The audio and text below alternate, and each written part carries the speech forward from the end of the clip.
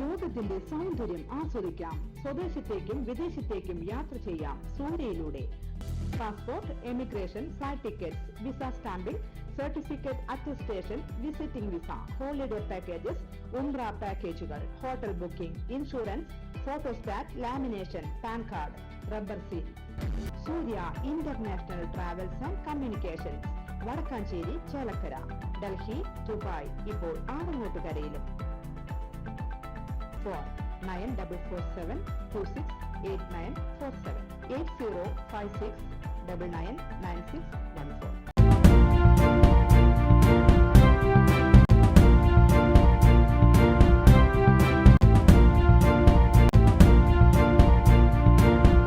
നമസ്കാരം, any time ന്യൂസിലേക്ക് സ്വാഗതം.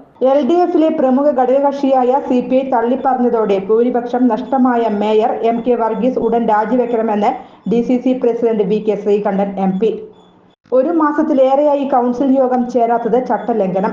തിരഞ്ഞെടുപ്പിന് മുൻപും ശേഷവും NDA സ്ഥാനാർത്ഥി സുരേഷ് ഗോപിയെ മേയർ പരസ്യമായി പ്രശംസിച്ചത് CPM BJP അവിശുദ്ധ കൂട്ടുകെട്ടിന് തെളിവെന്നും VK Sreekandan DCC ഓഫീസിൽ നടത്തിയ വാർത്താ സമ്മേളനത്തിൽ സംസാരിക്കുകയായിരുന്നു VK ശ്രീകണ്ഠൻ.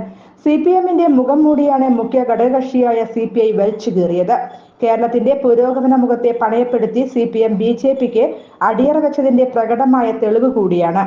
മേയറുടെ നിലപാടുകളും പ്രസ്താവനയും കണ്ട് തെരഞ്ഞെടുപ്പിൽ പിന്നിൽ നിന്ന് കുത്തുകയും ചതിക്കുകയും ചെയ്ത വ്യക്തിയാണ് മേയറെന്ന് LDF സ്ഥാനാർത്ഥിയായിരുന്ന VS സുനിൽകുമാർ വ്യക്തമാക്കിയിട്ടും CPM മേയറെ പിന്തുണച്ച് മുന്നോട്ടു പോകുന്നത് അധികാരം നിലനിർത്താനും അഴിമതി നടത്താനും വേണ്ടി മാത്രമാണ്. മാസത്തിലൊരിക്കൽ കോർപ്പറേഷനിൽ കൗൺസിൽ യോഗം ചേരണമെന്ന ചട്ടം ഭരണ നേതൃത്വം തെറ്റിച്ചിരിക്കുകയാണ്. നൂറുകണക്കിന് ഫയലുകളാണ് കൗൺസിൽ തീരുമാനത്തിനായി കെട്ടിക്കിടക്കുന്നത്. കോർപ്പറേഷനിൽ മാലിന്യ സംസ്കരണ പദ്ധതികളായ ശക്തൻ നഗറിലെയും കുരിയച്ചിയിലെയും OWC പ്ലാന്റുകൾ അടച്ചുപൂട്ടിയിരിക്കുകയാണ്.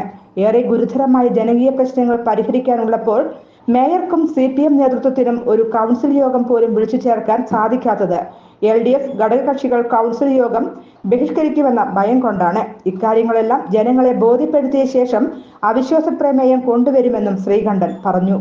News desk any time news.